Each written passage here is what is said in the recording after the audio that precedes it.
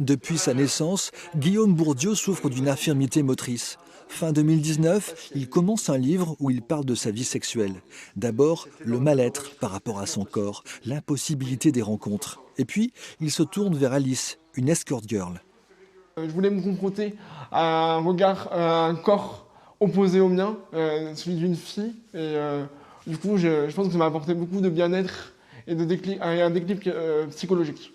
La relation est récurrente. Guillaume la qualifie de thérapeutique.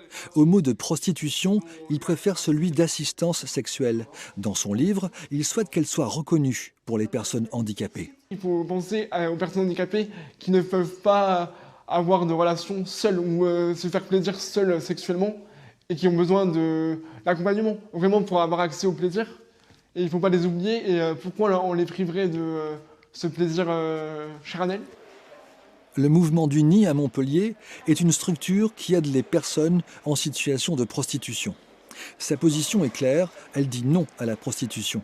L'association comprend la démarche de Guillaume, mais a du mal à concevoir le statut d'assistante sexuelle. Nous, on part du principe où la sexualité, c'est pas un droit, c'est une liberté. Et à partir du moment où la réponse, c'est de dire, voilà, on fournit des prestations sexuelles parce que ce sont des personnes en situation de handicap, il y a quelque chose qui, pour nous, ne colle pas, en fait. Les personnes en situation de handicap, certaines vivent en institution, certaines ont déjà exprimé plein de choses. Et ce qu'elles recherchent, c'est davantage de pouvoir accéder à des relations, à une vie affective, une vie relationnelle, une vie sexuelle, pas de juste consommer des services sexuels.